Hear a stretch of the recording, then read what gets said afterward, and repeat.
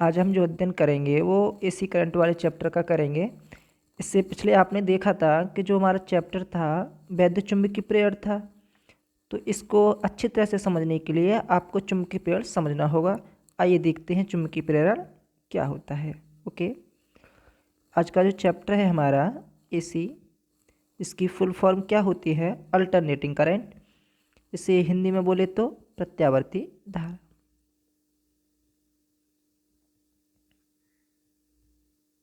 जैसा कि इसके नाम से आप देख रहे हो, प्रत्यावर्ती धारा यानी प्रत्येक आवर्त में बदलने वाली धारा। प्रत्येक आवर्त में कैसे बदलती है, थोड़ा आपको ग्राफ से समझा देते हैं, बेटर समझ में आएगा। सपोज ये आपका एक ग्राफ है, इसमें जो करंट चलेगा इस तरह से चलता है, क्लास में आपने देखा होगा। यहाँ पे जो पोजीशन होगी, जीरो पोजीशन होगी, ऊपर की ओर क्या होगा जी? प्लस होगा, और नीचे की ओर क्या होगा जी? माइनस होगा।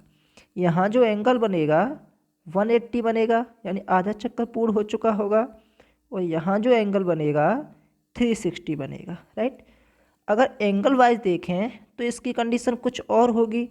एंगल वाइज न देख करके हम समय के सापेक्ष देखें तो हमारी कंडीशन क्या होगी?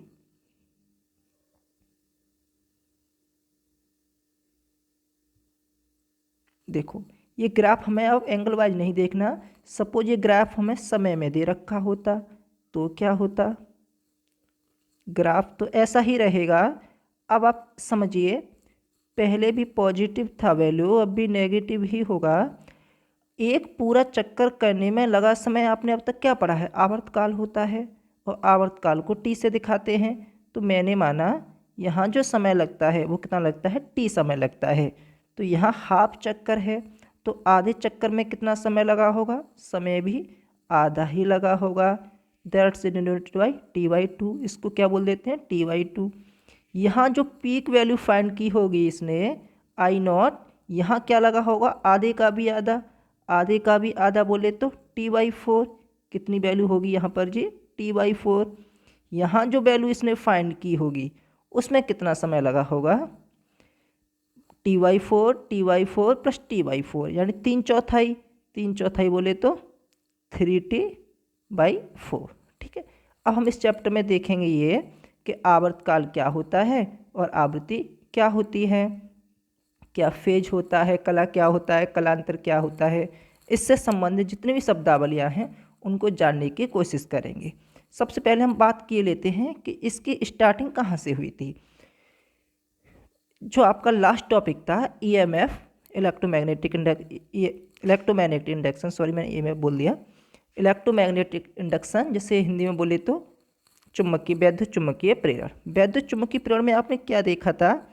एक कोई कॉइल होती थी, वो क्या करती थी? गति करती थी। जैसे ये हमारा एक चुंबकीय क्षेत्र होगा, that is represented by B। यहाँ पे क्या होगी? हमारी एक कॉइल होगी, और वो कॉइल क्या कर रही होगी? गति कर रही होगी। जैसे सपोज ये कॉइल बना दी मैंने। जब इस कुंडली को इस चुंबकीय क्षेत्र में किसी अक्ष के प्रति घुमाया जाएगा तो ये कितनी कंडीशनों को फाइंड करेगी? 5 कंडीशनों को फाइंड करेगी। शुरुआत में क्या होगी? ये लंबवत होगी, फिर घुमाएंगे 90 डिग्री से तो समांतर हो जाएगी, फिर घुमाएंगे 90 से तो फिर लंबवत हो जाएगी, फिर समांतर हो जाएगी, और फिर लंबवत हो जाएगी। तो आपने देखा था पिछले टॉपिक में एक वर्ड आया था प्रेरित धारा। जरा समझते हैं क्या होती है प्रेरित धारा।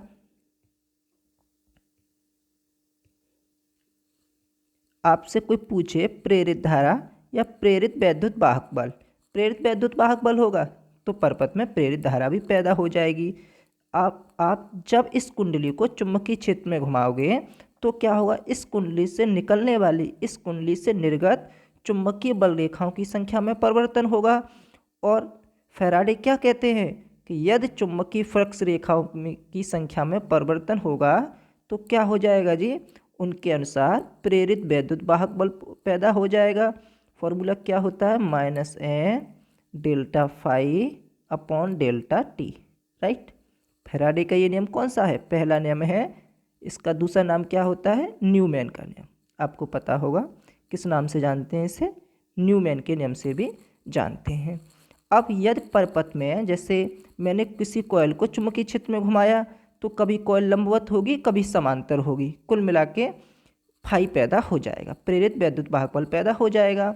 और फाई पैदा हो जाएगा तो प्रेरित धारा भी पैदा हो जाएगी। ठीक है, उसी प्रेरित धारा को यहाँ पे हम किस नाम से जानेंगे? प्रत्यावर्ती धारा के नाम से जानेंगे। जो ये प्रेरित धारा है आधे चक्कर में तो अपवार्ड्स ऊपर की ओर फ्लो होगी और आधे चक्कर में क्या होगी? नीचे की ओर फ्लो होगी। तो हम देखेंगे ये कि कैसे कैसे इसका फॉर्मूला होता है और कैसे ये फ्लो होती है। तो सबसे पहले हम स्टार्टिंग के लिए हम क्या करते हैं, आपका एक फॉर्मूला बता देते हैं जिसमें कौन कौन सी कंडीशन आती हैं। देखो आपने पिछले टॉपिक में पढ़ा होगा फाई इक्वल टू क्या होता था, थोड़ा सा समझ लेते हैं फिर चलते हैं। वीडियो काफ़ी बड़ा हो जाएगा इसलिए थोड़ा शॉर्ट में चलते हैं। ठीक है जी, देखो एक फॉर्मूला होता था आपका phi equal to B A cos theta, पढ़ा था आपने, phi equal to B A cos theta. अब ये जो फ्लक्स फाई चलाता, फ्लक्स का कॉन्सेप्ट गॉस थ्योरम से चला था, लेकिन इतना पीछे हमें नहीं जाना है। हमें जो फाई का कॉन्सेप्ट लेना है चुंबकीय फ्लक्स से लेना है। किससे लेना है? चुंबकीय फ्लक्स से। आपको पता है फाई से ई जनरेट हो जाता है, फाई में परिवर्तन होगा तो ई जनरेट होगा, और ई का फॉर्मूला क्या होता है? Minus N delta phi upon delta T. That means यदि हमें क्या पता हो, यदि हमें डेल्टा फाई पता हो तो हम क्या कर लेंगे? ई की वैल्यू भी पता कर लेंगे। अब ई की वैल्यू पता करने के लिए हमें क्या करना पड़ेगा? पहले डेल्टा फाई की वैल्यू निकालनी पड़ेगी। Delta phi upon delta T की वैल्यू निकालनी पड़ेगी। Delta phi upon delta T की वैल्यू का मतलब हमें D phi upon D T की वैल्यू निकालनी पड़ेगी। तो निकालते हैं D phi upon D T की वैल्यू। देखो हमारा मेन फॉर्मूला क्या चल रहा है जी?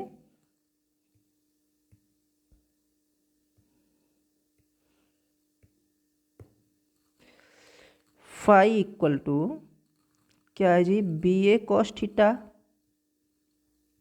देखो यहाँ पे देखो थीटा की वैल्यू आपको लगानी पड़ेगी ओमेगा टी। कैसे लगाते हैं आपको समझा देते हैं। देखो दो प्रकार, गति तो कई प्रकार की होती है लेकिन हम मोस्टली दो प्रकार की देखेंगे हम। यदि कोई वस्तु सीधी सड़क पर गति करती है तो ये क्या कहलाएगी? रेखीय गति। क्या कहलाएगी? रेखीय गति। एक रेखा में रेक्टिलिनियर पैरेलल गति करना, ठीक है, रेखीय गति। तो वहाँ तो चलता है v। रेखीय गति को किससे डिनोट करते हैं? v से। यदि कोई वस्तु रेखीय गति नहीं करती अर्थात सीधी सड़क पर गति नहीं करती, वो किसी अक्ष के प्रत्यय गति करती है। जैसे ये कोई पार्टिकल है और इस तरह से घूमता है, तो ये पार्टिकल क्या कर रहा है? अपनी किसी अक्ष के प्रत्यय ही तो गति कर रहा है, तो इसको हम बोलते हैं घूर्णन गति। जैसे हमारा पंखा है, पंखा कैसी गति करता है? गति तो करता है लेकिन वो रेक्टिलिनियर तो करता नहीं है। कैसी गति करता है? घूर्णन गति करता है। तो इसको हम v से न दिखा करके इसको क्या दिखाते हैं? ओमेगा से। इसको क्या बोलते हैं? रेखीय वेग। इसको क्या बोलते हैं जी? रेखीय वेग। और इसको क्या बोलते हैं? कोणीय वेग। क्या बोलती हैं जी? कोणीय वेग। तो यहाँ पर हमारी जो आर्मेचर है, जो कुंडली है, वो रेखीय गति तो कर नहीं रही है, वो कैसी गति कर रही है? कोणीय गति कर रही है। तो यहाँ पर हम v का यूज नहीं करेंगे, किसका करेंगे? ओमेगा, कोणीय वेग का करेंगे। आपने फर्स्ट ईयर में पढ़ा होगा कोणीय वेग ओमेगा इक्वल टू क्या होता है? कोणीय विस्थापन थीटा अपॉन समय। यहाँ से थीटा की वैल्यू निकालेंगे तो थीटा इक्वल टू क्या हो जाएगा जी? ओमेगा टी रख देंगे हम। अब ये वैल्यू उठा के आप अपने इक्वेशन में रख दीजिए। इक्वेशन क्या चल रहा है आपका? Phi equal to B A cos theta. क्या है जी? Phi equal to B A cos theta. हम क्या करेंगे?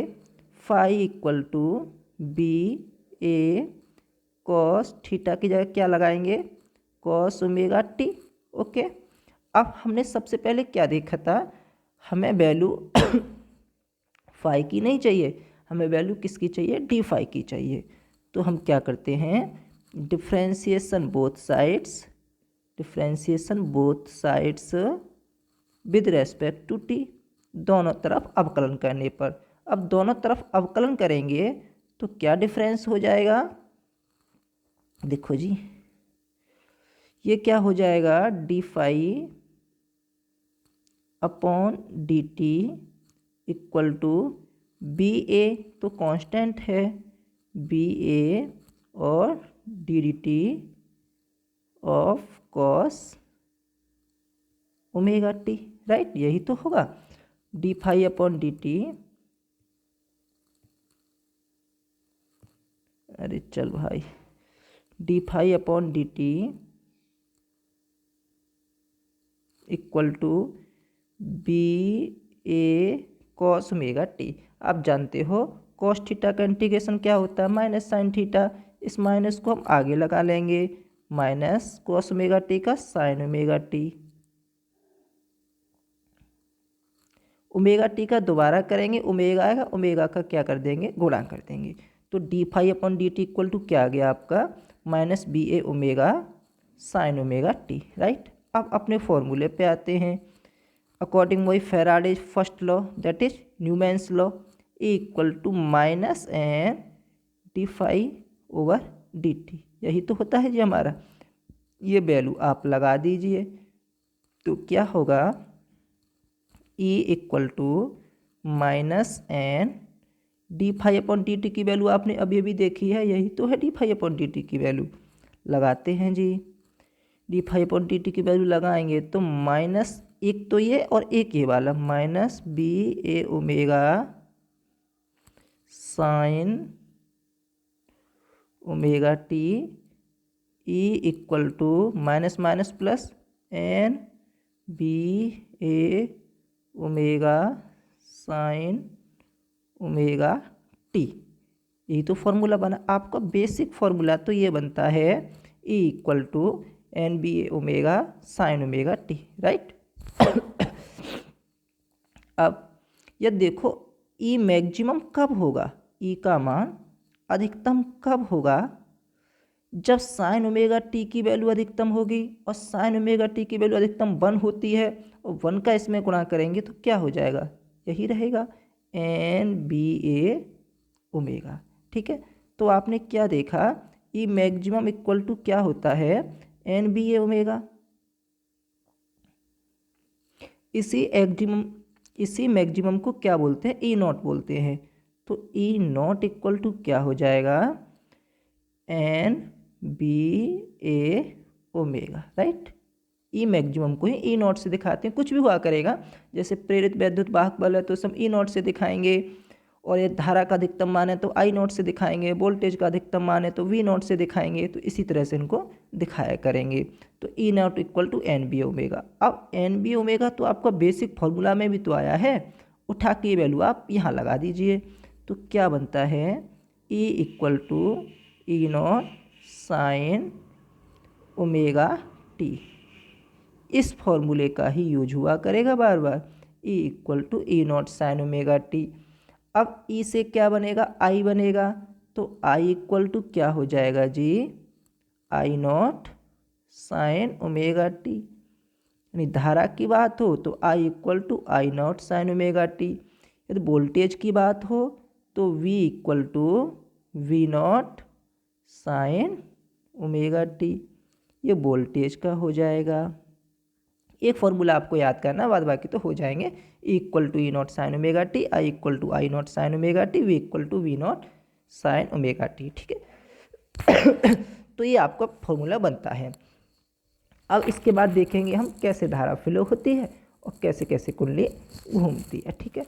लेकिन उससे पहले आपको कुछ टर्म बता दें कि जैसे जैसे एंगल बढ़ेगा उसकी वैल्यू क्या होगी। जैसे शुरुआत में कुंडली मैंने क्या माना, लंबवत थी, शुरुआत में क्या थी, कुंडली लंबवत थी, पहली कंडीशन। ये 3 डायमेंशनल थोड़ा कम वो होगा, क्लास में हम समझाऊंगा, डायरी के साथ ऐसे समझाया था आपको, यहाँ फिर भी आपको पूरा कोशिश करेंगे समझाने की। जैसे हम पहला पॉइंट लेते हैं, पहला पॉइंट क्या है हमारा,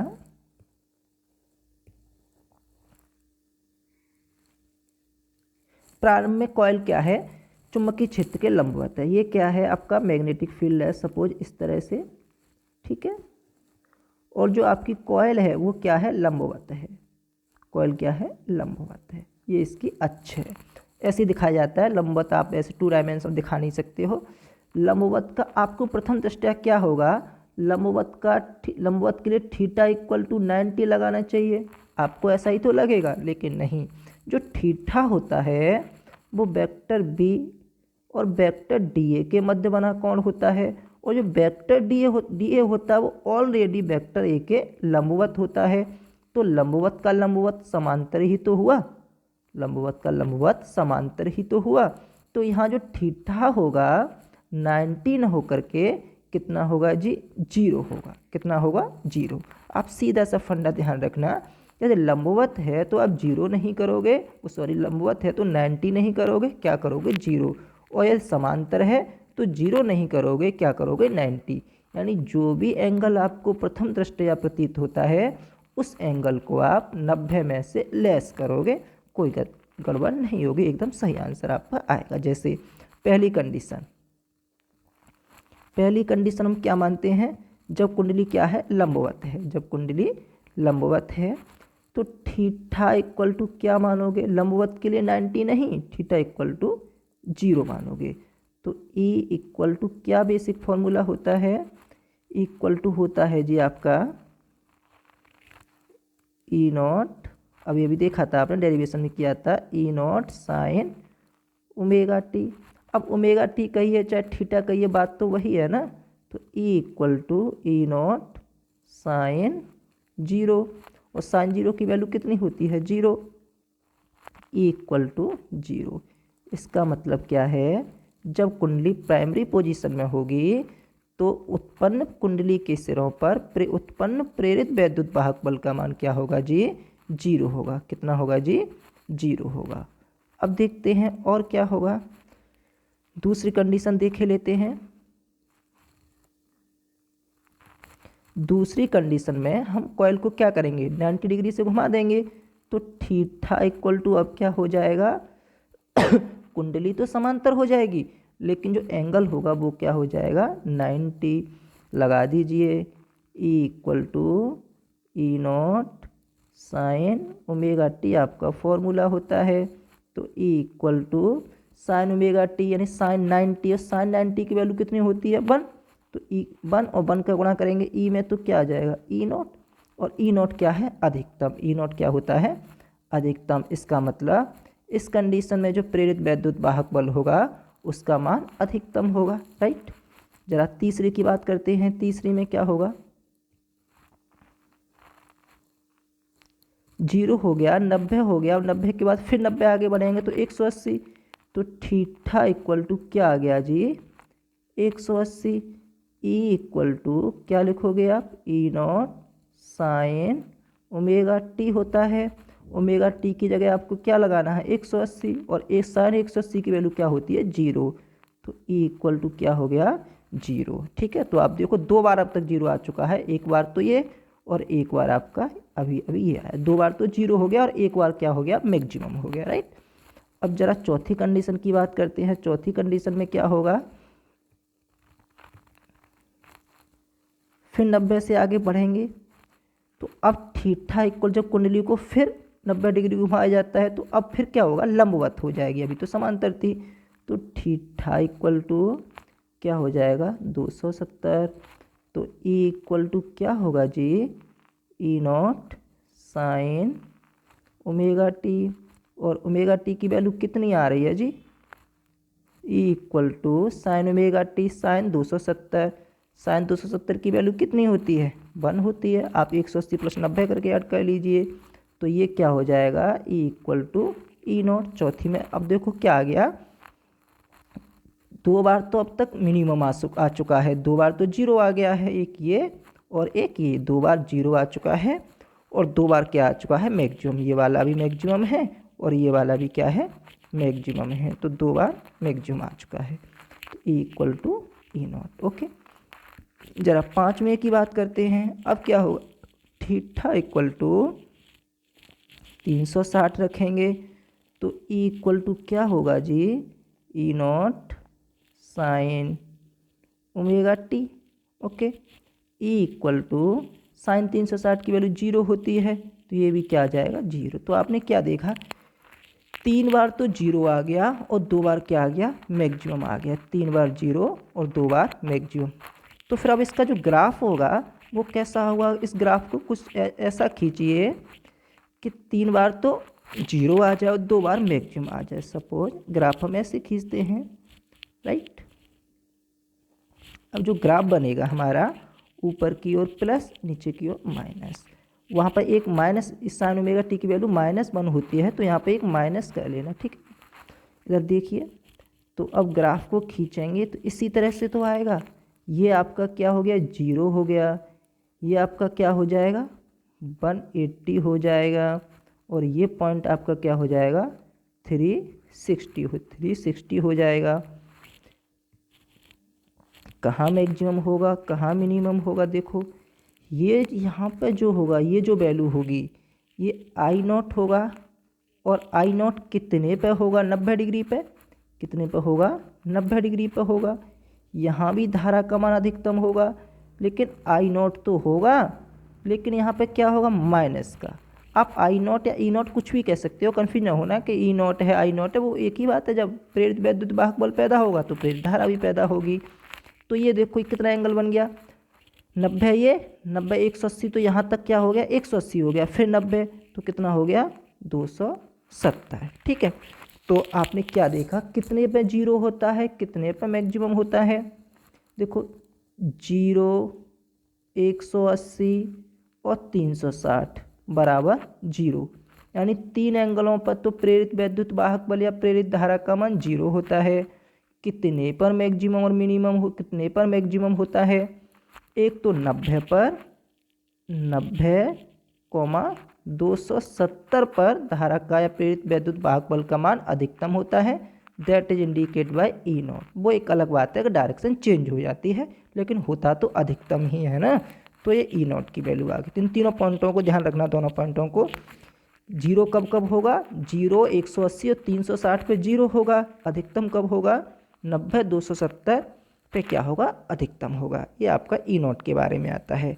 अब इससे संबंधित कुछ टर्म हैं, जैसे आयाम क्या होता है, आवृत्ति क्या होती है, कला क्या होती है, ठीक है। इसके संबंध में समझते हैं कि किस किस को आयाम कहते हैं, क्या क्या इसका चक्कर है। देखो ग्राफ ही देखते जाना, ऊपर जो बना हुआ है आपका, ये जो धारा है एक चक्कर पूरा कर रही होगी तो उसमें उसे कुछ समय लग रहा होगा ना। जो समय लग रहा होगा उसी को हम क्या देखेंगे। जैसे देखो ये आपकी क्या है, ये धारा है। ये धारा क्या कर रही है, एक चक्कर पूरा कर रही है। जैसे धारा यहाँ से चली, आपकी धारा ये चली इस तरह से, ऐसे करके यही तो धारा चली है।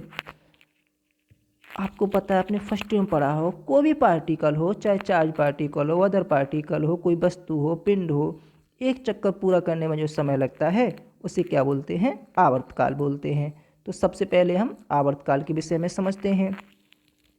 फर्स्ट हेडिंग हम क्या मानते हैं कि आवर्तकाल क्या होता है, टाइम पीरियड। आवर्तकाल टाइम पीरियड क्या होता है।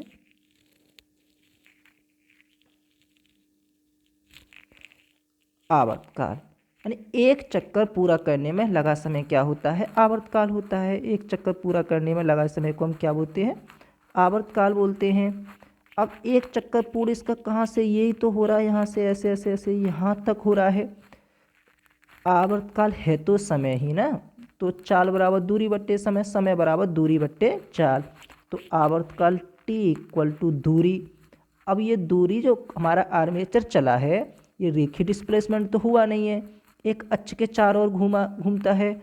और अक्ष के चारों ओर घूमने में, एक चक्कर घूमने में कितना एंगल बनता है, 360। और 360 को क्या बोलते हैं, 2 pi. T equal to 2 pi upon चाल बराबर दूरी बट्टे समय, समय बराबर दूरी बट्टे चाल। चाल कौन सी है यहाँ पे हमारी, ओमेगा वाली है, कौड़ी चाल ही तो है। तो टी इक्वल टू आपका फॉर्मूला क्या बन जाएगा, 2 पाई अपॉन ओमेगा।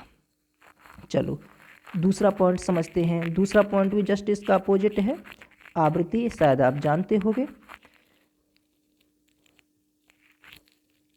दूसरा क्या है, आवृत्ति, जिसे इंग्लिश में बोलते हैं फ्रीक्वेंसी। क्या बोलते हैं जी, फ्रीक्वेंसी, राइट। आवृत्ति की बात करें तो आवर्तकाल और आवृत्ति क्या होते हैं, जस्ट एक दूसरे के अपोजिट होते हैं।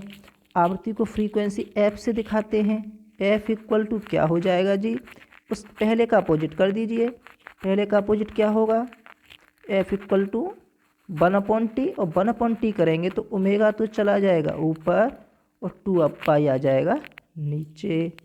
तो ये क्या हो जाएगा, F equal to omega upon 2 pi.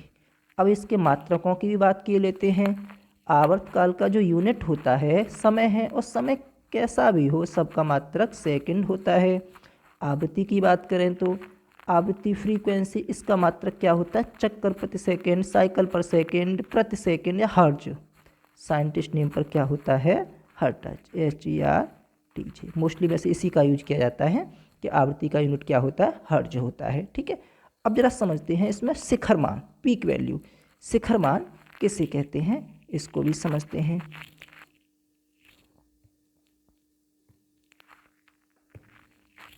Number तीसरा पॉइंट है हमारी पीक वैल्यू, शिखर मान। जैसा कि नाम से ही लग रहा है शिखर, शिखर मीन्स क्या होता है, पर्वत की चोटी, हाईएस्ट वैल्यू, उसी को हम क्या बोलते हैं, शिखर मान कहते हैं। शिखर मान, महत्तम मान, आयाम, पीक वैल्यू, ये सब एक ही बात होती है। जरा देखते हैं पीछे, देखो ये जो ग्राफ है, ये ग्राफ क्या कर रहा है, यहाँ से चला और चलते चलते क्या कर रहा है, यहीं पे इस आधे चक्कर में इसकी जो मैक्सिमम वैल्यू है वो कहाँ है, यही तो है, यहाँ पर ही तो इसकी मैक्सिमम वैल्यू है। तो इसी को हमें देखना है। इसको हम किससे दिखाते हैं, I0 से दिखा दो। प्रत्यावर्ती धारा हो तो I0 से दिखा दो, प्रत्यावर्ती वोल्टेज हो तो V0 से दिखा दो, और प्रेरित वैद्युत वाहक बल का अधिकतम मान हो तो E0 से दिखा दो।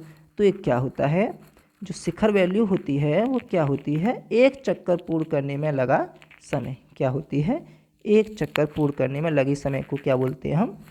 तो आप लिखना चाहो तो आपको तो लिख रहा होगा। जैसे ये कोई ग्राफ है, ये क्या मैं भूल गया, समय है उसके तरफ दिमाग चला गया। शिखर मान तो इसमें क्या देखेंगे, ये हमारा ग्राफ है, अपने ये आधे चक्कर में, एक चक्कर में जिस महत्तम मान को प्राप्त करेगा, जैसे यहीं तो महत्तम मान प्राप्त होगा। जैसे यहाँ पर चला मैं 1 2 3 4 और मैंने माना 5, 5 के बाद फिर 4 3 2 1 0। तो 1 2 3 4 5, मैक्सिमम वैल्यू क्या है 5, तो ये 5 ही क्या होगा, शिखर मान होगा। अब इधर 5 है तो इधर भी क्या होगा, 5 ही होगा। हालांकि डायरेक्शन चेंज होने के कारण क्या आ जाएगा, -5 आ जाएगा। तो शिखर मान क्या होता है, एक चक्कर पूर्ण करने के दौरान प्रत्यावर्ती धारा द्वारा प्राप्त किया जो मैक्सिमम वैल्यू होती है, जो अधिकतम वैल्यू होती है, उसी को हम क्या कहते हैं, शिखर मान कहते हैं। एक वर्ड और देख लेते हैं यहाँ पर, जिसका भी बहुत यूज होता है, कला। व्हाट इज फेज, कला क्या होता है, आपने वर्ड सुना तो होगा कभी न कभी। कला को समझते हैं, कला जिसे हम इंग्लिश में बोलते हैं फेज। ये वर्ड आपको नया लग सकता है, लेकिन कोई इसमें ऐसा कुछ नया लॉजिक नहीं है जिससे आप कंफ्यूज हो। कला का मतलब यहाँ पर लेते हैं कौन से, कला का मतलब क्या लेते हैं, कौन से। जैसे हमारा समीकरण क्या था, E equal to E0 sine omega t. तो ओमेगा टी क्या है, साइन का कोणांक ही तो है, कोणांक का मतलब कोण ही तो है। तो इस ओमेगा टी को ही हम क्या बोल देंगे, कला बोल देंगे। क्या बोल देंगे, कला बोल देंगे, और आगे जाके फाई से डिनोट किया करेंगे। ठीक है, तो जो साइन या कॉस का जो कोणांक होता है उसी को हम क्या बोलते हैं, कला बोल देते हैं। ठीक है, तो उम्मीद करते हैं कॉन्सेप्ट आपकी समझ में आ रहे होंगे। नेक्स्ट है आपका तात्क्षणिक मान, इसको भी समझते हैं। तात्क्षणिक मान क्या होता है, फर्स्ट टाइम पढ़ा होगा आपने, तात्क्षणिक वैल्यू, तात्क्षणिक त्वरण।